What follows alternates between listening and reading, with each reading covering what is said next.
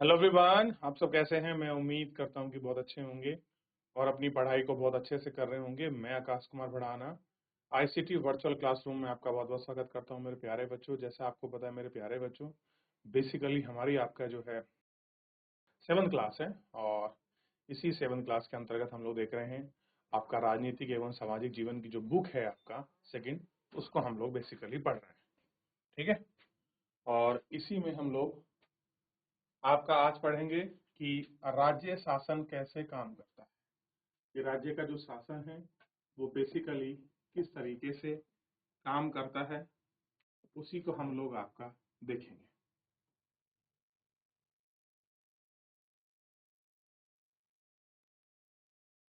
पिछले वर्ष हमने यह चर्चा की थी कि शासन 3 स्तरों पर काम करता है। जैसे पहला स्तर था स्थानीय स्तर यानी गांव के लेवल पर, एक था राज्य स्तर पर और एक था केंद्र स्तर। तो हमने 3 प्रकार की सरकारों की बात करी थी, स्थानीय लेवल पर, राज्य लेवल पर और केंद्र लेवल पर। और मैंने यह भी आपको समझाया था कि केंद्र पर प्रधानमंत्री इसका प्रमुख होता है, राज्य में आपका जो है मुख्यमंत्री और स्थान में आपका ग्राम प्रधान के रूप में हम इसको प्रमुखता को देखते हैं। कुछ विस्तार के साथ स्थानीय शासन कार्य के बारे में भी जानते हैं। इस अध्याय में हम जानेंगे कि राज्य स्तर पर शासन कैसे कार्य करता है, लोकतंत्र में राज्य का शासन किस तरह से किया जाता है, विधानसभा और मंत्री की क्या भूमिका होती है, विधानसभा और जो मंत्री हैं उनकी क्या भूमिका होती है, लोग शासन के अपने विचार कैसे रखते हैं या किसी कार्य की मांग कैसे करते हैं। हम इन प्रश्नों पर विचार करेंगे और देखेंगे स्वास्थ्य का उदाहरण क्या है और हम स्वास्थ्य के विषय की आपका बात करेंगे। ठीक, ये हमको देखना है। बेसिकली इस चैप्टर के अंतर्गत हम लोग हेल्थ संबंधी जो आपकी चीजें हैं इनको हम लोग जानेंगे कि हेल्थ पर क्या करूं। उदाहरण के तौर पर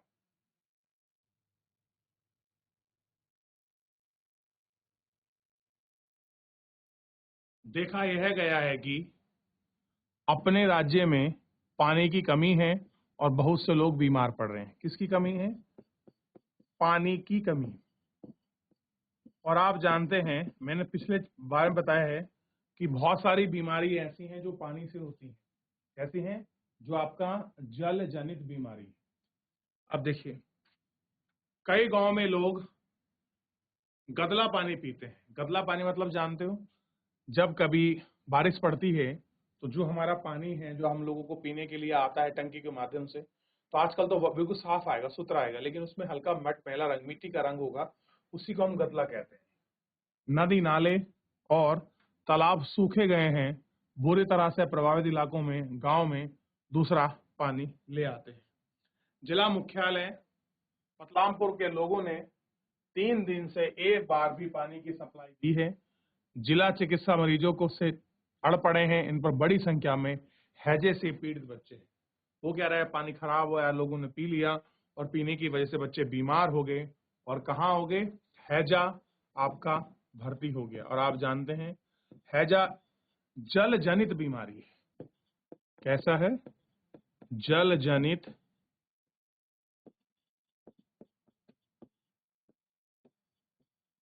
बीमारी है। ये हमको कैसी है? जल जनित बीमारी।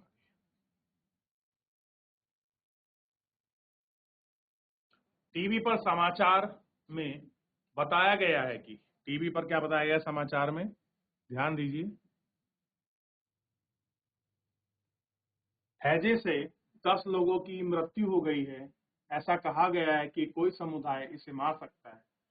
क्या पता कर सकते हैं? मुझे ना यह बीमारी है। आप कह रहे हैं कि आप पता कर सकते हैं कि ऐसा बीमारी है। ठीक, अब देखिए बीमारी फैल रही है तो उसमें क्या हुआ? दिन में दोपहर मेरी मम्मी ने कहा है कि बाजार में कुछ ठंडा पानी है। आज सुबह मैंने एक में भाषण में मुझे सुनाई दिया, उन्होंने अपनी सेहत की जिम्मेदारी संभालनी चाहिए।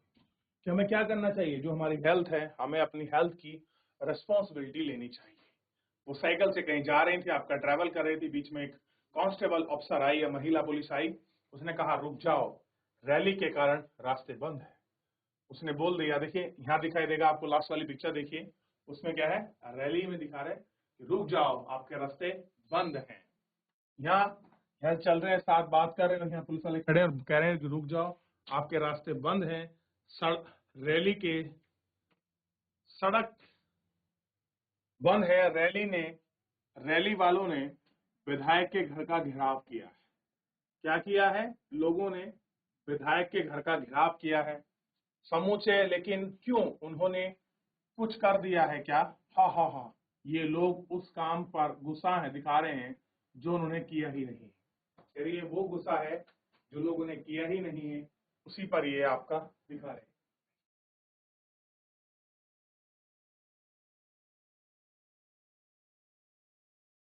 ठीक। और हम यह मांग करते हैं कि अधिकारी तुरंत स्वास्थ्य स्थिति पर नियंत्रण पाने के लिए कदम उठाएं। विधायक को इसकी जिम्मेदारी लेनी पड़ेगी। क्या करना पड़ेगा? विधायक को रिस्पॉन्सिबिलिटी लेनी है कि प्रॉपर चेकिंग कराए, जिम्मेदारी को महसूस करे, जिम्मेदारी के साथ चले। ये जिम्मेदारी किसको लेनी पड़ेगी? विधायक को लेनी पड़ेगी। ठीक है।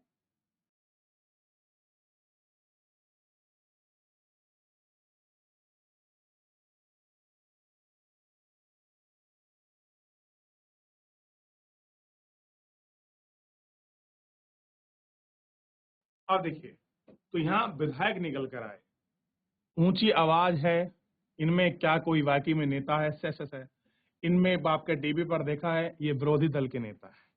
तो दो दल होते हैं, ये हैं विरोधी दल के, जो आपका विधायक के सामने कह रहे हैं कि बाहर निकलिए घर से, आपको जिम्मेदारी लेनी होगी, जनता जनार्दन है। इस तरह की आपने भाषणबाजी सुनी होगी। अब देखिए, अब हमें एक चीज समझ आई कि भैया अगर कुछ क्षेत्र में कुछ काम हो रहा है तो उसके लिए विधायक भी रिस्पॉन्सिबल है। अब हम पढ़ेंगे कि आखिर में विधायक होता कौन है, किसको हम विधायक कहते हैं। देखिए, मैं आपसे पूछूं विधायक कौन है? विधायक को हम क्या कहते हैं? MLA, member of legislative assembly. क्या कहते हैं? MLA, member of legislative assembly. उपरोक्त भाव ने आपने पतलामपुर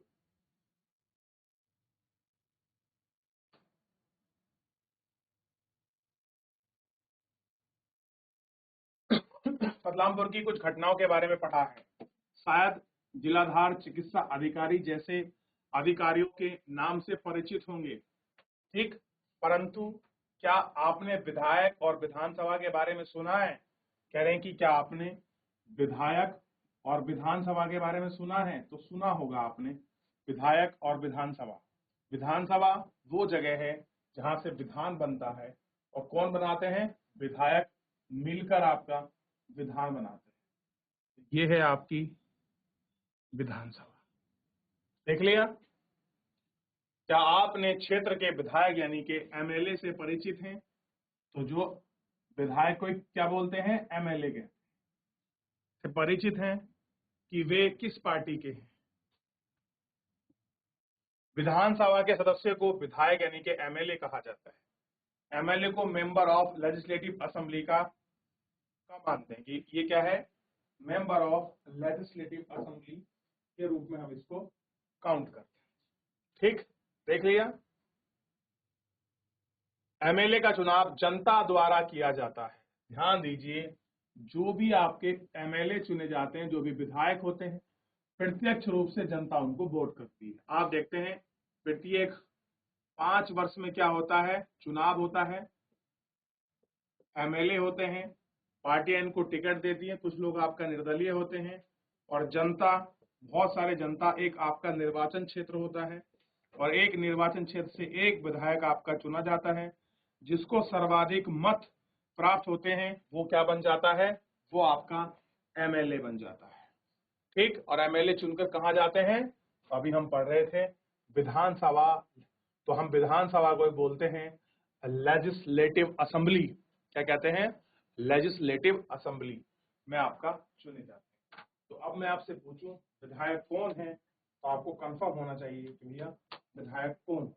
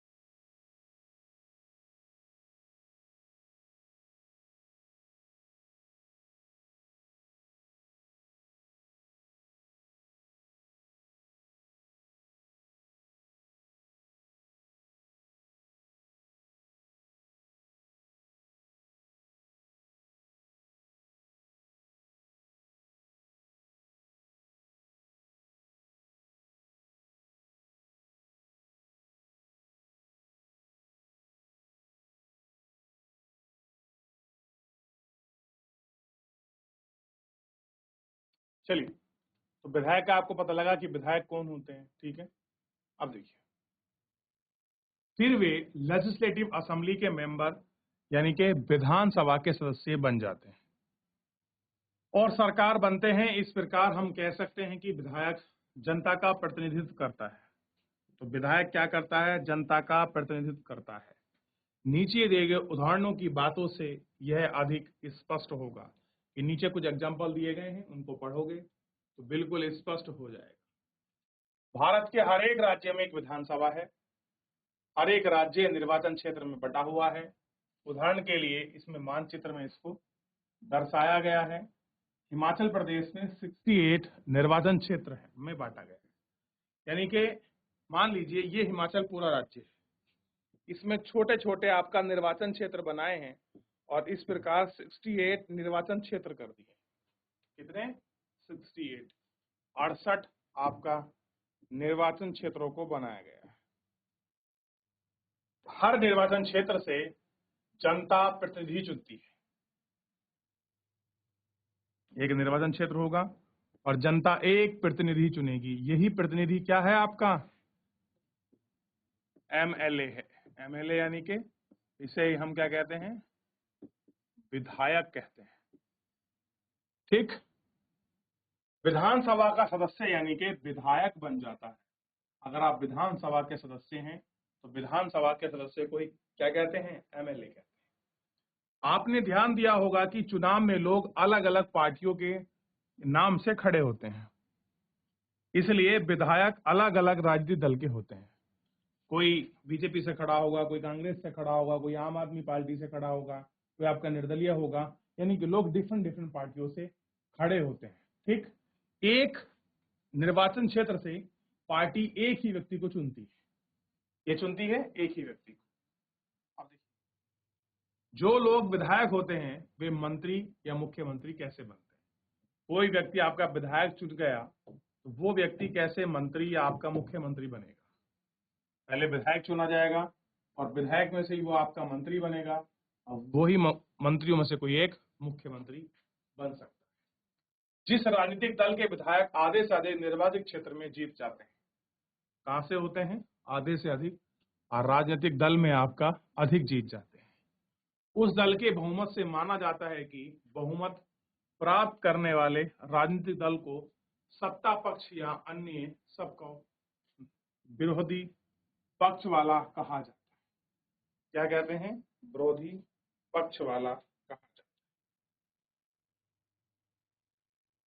उदाहरण के लिए हिमाचल प्रदेश की विधानसभा में 68 निर्वाचन क्षेत्र हैं। कितने हैं? 68। तो इस तरीके से बटा हुआ है निर्वाचन क्षेत्र। अब देखिए, ये उत्तराखंड जम्मू कश्मीर का दिखाया है, नीचे उसका दिखाया है। तो 68 सीटों में आपका पूरा इन्होंने बांट रखा है। आपको दिखेगा एक सीट, दो सीट जम्मू कश्मीर का दिखाया है, ठीक है। ऐसे 67, 68 ये दिखा है। आप देखेंगे तो ये पूरा इनका निर्वाचन क्षेत्र है, ठीक। हिमाचल प्रदेश को जुआनी रंग से दिखाया गया है, जामुनी रंग से, ठीक है। ये देखिए, ये है जामुनी। इधर पंजाब आ जाएगा, उधर उत्तराखंड। तो ये वो क्षेत्र है जो पूरा आपका किस में है? आपका ध्यान दीजिए,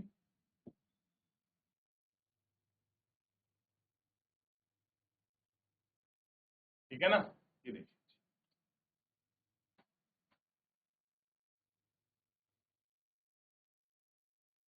देख लिया।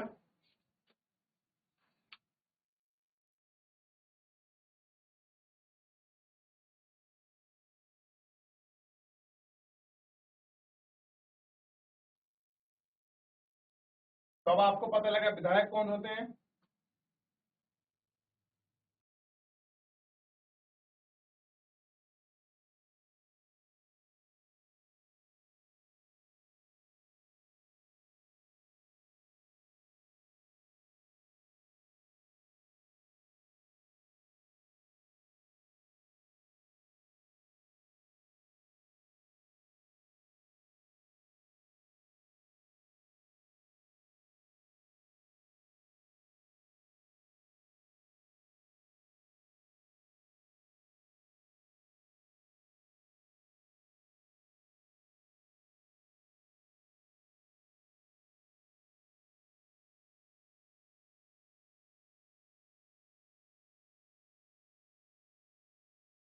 हिमाचल प्रदेश में 2017 में विधानसभा चुनावों के परिणाम, ये कुछ राजनीतिक दल हैं जो चुनाव में भाग लिए थे और ये कुछ उनकी प्राप्त आपकी कुछ आपका सदस्यों की संख्या है।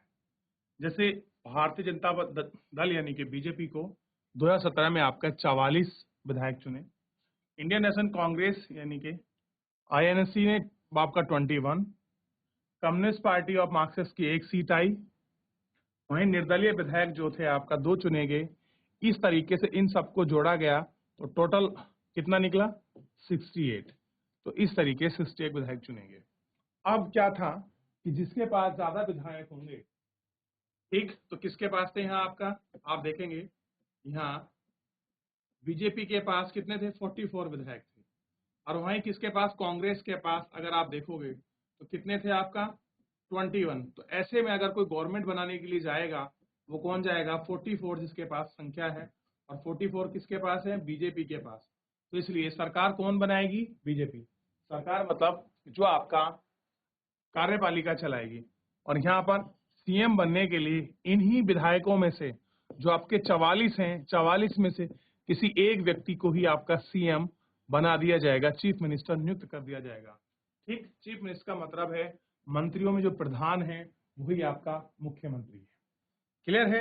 अधिक जानकारी के लिए आप वेबसाइट पर जाकर इनको देख सकते हैं। ठीक, आप वेबसाइट पर जाइए और इनको और अच्छे से देख लीजिए। राजनीतिक दलों के उम्मीदवार 2017 का विधानसभा चुनाव जीते और वे विधायक बन गए। विधानसभा के कुल विधायकों की संख्या 68 है। इसलिए बहुमत प्राप्त करने के लिए किसी भी राजनीतिक दल को 34 से अधिक विधायकों की आवश्यकता होती है। अब देखिए 68 का हाफ कितना होगा 34। अगर आप 30 प्लस 1 यानी कि अगर आप 35 सीट ले आए यानी कि आधे से एक अधिक, तो आप क्या हो जाएंगे, सीएम बनने की पार्टी के आप कैंडिडेट के हो जाएंगे। यानी कि आपकी पार्टी ही सरकार बनाएगी, आपकी पार्टी का सीएम होगा। अगर 68 में से आपके पास 35 सीट्स हैं यानी कि टोटल 68 आपके विधायक चुने जाने हैं। अगर वहां किसी पार्टी के 35 विधायक आ जाते हैं तो वो क्या बनेगा, वो अपनी सरकार बनाएगा।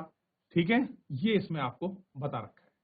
और होता क्या है बच्चों, होता हमेशा यही है, जिस भी राजनीतिक दल के सदस्य अधिक चुने जाते हैं वही आपका विधानसभा की आवश्यकता होती है। भारतीय जनता पार्टी के 44 विधायक होने के कारण बहुमत मिला। क्या मिला, बहुमत मिला। वे सत्ताधारी दल के सदस्य बन गए, अन्य सब विधायक विरोधी दल के सदस्य बने। यानी कि जो लोग सरकार नहीं बना पाए वो कौन बन गए, विरोधी दल। तो अभी पीछे एक व्यक्ति जो विधायक के घर का घेराव कर रहा था और वो कह रहा था कि आपका विधायक को जिम्मेदारी लेनी चाहिए थी, तो वो व्यक्ति कौन था, विरोधी दल का। अब आपको समझ आ गया कि विरोधी दल कौन से होते हैं और सत्ता दल कौन सा होता है। ये आपको आई होप कि बिल्कुल स्पष्ट हो गया हो। ठीक है नहीं, ये आपको स्पष्ट हो जाएगा कि क्या कुछ है और कैसे क्या हो रहा है।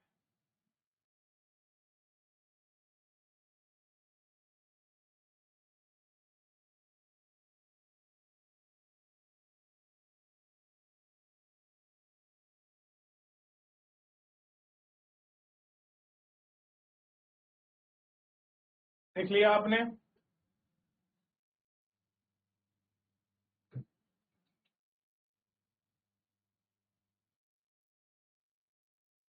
अब देखिए तो विरोधी दल समझ आ गया। कह रहे हैं कि उदाहरण के लिए इंडियन नेशनल कांग्रेस मुख्य विरोधी दल बनी क्योंकि भारतीय जनता पार्टी के बाद सर्वाधिक विधायक उसी के थे। विरोधी पक्ष में कुछ अन्य पार्टियां भी थीं और कुछ निर्दलीय उम्मीदवार जो चुनाव जीत कर आए थे। यानी कि अब आप देखिए 68 में से 44 किसके आए, बीजेपी के। बाकी जो बचे आपके थे, कितने बचे थे आपका 21 और 2 आपका 23 और एक 24। तो 24 जो आपके बचे हुए थे, ये सारे आपके 24 जो थे ये सारे क्या बन गए आपका? विरोधी दल के, ये हो गए विरोधी दल वाले, ये विरोधी दल के नेता हो गए। ठीक, अब देखिए, चुनाव के बाद सत्ताधारी दल के विधायक अपने नेताओं का चुनाव करते हैं, मुख्यमंत्री बनाता है। उसी उदाहरण में भारतीय जनता पार्टी ने विधायक में जयराम ठाकुर को अपना नेता चुना। क्या चुना? नेता। और यही नेता क्या होंगे? आपका सीएम। और नेता वे आपके मुख्यमंत्री बन गए। तो यानी कि आपके 44 जो विधायक थे, उन्हीं में से एक अपना नेता चुना गया, और यही नेता क्या बने? आपके सीएम बने, मुख्यमंत्री। इसके बाद मुख्यमंत्री मंत्रियों का चयन करता है, और ये क्या करते हैं? मुख्यमंत्री आपका मंत्रियों का चयन करते हैं। बाद में राज्य का राज्यपाल मुख्यमंत्री और अन्य मंत्रियों की नियुक्ति करता है। यानी कि मुख्यमंत्री के कहने पर राज्यपाल मुख्यमंत्री और अन्य मंत्रियों की नियुक्ति करते हैं। राज्यपाल कहेगा किसको? मुख्यमंत्री जी कहेंगे राज्यपाल को, और राज्यपाल किसकी नियुक्ति करेंगे? आपका जो मंत्री हैं उन मंत्रियों की, और अन्य मंत्रियों की आपका नियुक्ति करते हैं। देखिए कुछ इस प्रकार होगा, ये इनको कहेंगे, और नियुक्ति करने का जिम्मेदारी किसकी है? राज्यपाल की। तो बहुत बार प्रश्न आता है कि मंत्रियों को नियुक्त किया जाता है, अपॉइंट किया जाता है, क्या करते हैं? तो मंत्रियों की नियुक्ति होती है, ध्यान दीजिए, मुख्यमंत्री हो या कोई भी मंत्री, उनकी नियुक्ति होती है। और नियुक्ति कौन करता है? तो केंद्र में आपका राष्ट्रपति, और राज्य में आपके राज्यपाल जो हैं नियुक्ति करते हैं। तो लिख लीजिए, आप सभी बच्चे नोट कर ध्यान देकर लिखना है कि राज्य में मुख्यमंत्री सहित अन्य मंत्रियों की नियुक्ति राज्य के राज्यपाल करते हैं। कौन करते हैं? राज्य के राज्यपाल नियुक्ति करते हैं। ठीक,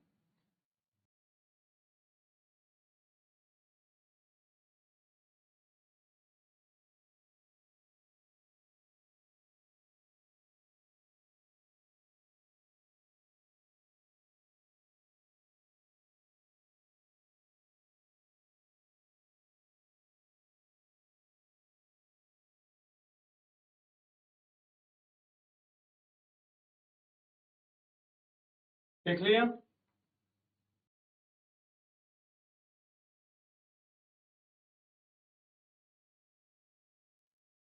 मुख्यमंत्री तथा अन्य मंत्री का दायित्व है कि वे शासन के विभिन्न भाग या मंत्रालयों को चलाएं।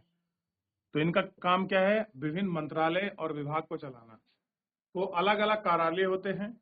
विधानसभा ऐसा स्थान है जहां सभी विधायक, चाहे वे सत्ताधारी दल के हों या अथवा विरोधी दल के, विभिन्न विषयों पर चर्चा करने एकत्र होने। इसी तरह कुछ विधायकों की दोहरी जिम्मेदारी होती है कि एक विधायक के रूप में दूसरे मंत्री को रूप में वे इसके बारे में आगे बढ़ेंगे। तो यानी कि जितना भी आपका कोई भी विषय पर कानून बने या कोई आपकी चर्चा हो रही है, तो ध्यान दीजिए, विधानसभा में सभी सदस्य मिलकर, चाहे वो आपका दल के हों, यानी कि चाहे सरकार के हों या विपक्ष के, यानी कि कुल मिलाकर 68 जो आपके एमएलए चुने गए हैं, चाहे वो किसी के पार्टी के हों, ये सब मिलकर उन पर चर्चा करते हैं, विचार करते हैं, कानून को देखते हैं, ये आपका प्रासंगिक है कि नहीं, जनता की तरफ से आपका लोगों का प्रतिनिधित्व करते हैं। ये सारी चीजों को इसमें बताया गया है और आपका समझाया है। क्लियर है? जो आपको ध्यान रखना है, जो आपको ध्यान देना, ठीक है? तो विधानसभा पर बहस कैसे होती है, कैसे कुछ चलता है, इसको हम फिर देखेंगे। तो आज मैं उम्मीद करता हूं कि आपको विधायक कौन होते हैं, क्या उनका कार्य है, कैसे वो सरकार चलाते हैं, अब कैसे वो आपके चुने जाते हैं। कल हम इसमें राज्यपाल को समझेंगे, राज्यपाल की क्या भूमिका है, राज्यपाल की नियुक्ति होती है, क्या राज्यपाल को अपॉइंट किया जाता है केंद्र के द्वारा, व्यक्ति कोई भी व्यक्ति क्या राज्यपाल बन सकता है, इस विषय को पढ़ेंगे। तो फिलहाल आज के लिए इतना ही, मिलेंगे नेक्स्ट लेक्चर में। तब तक अपना ध्यान रखिए, स्वस्थ रहिए और अपनी पढ़ाई को बहुत अच्छे से करते रहिए। मुझसे जुड़ने के लिए आपका बहुत बहुत धन्यवाद।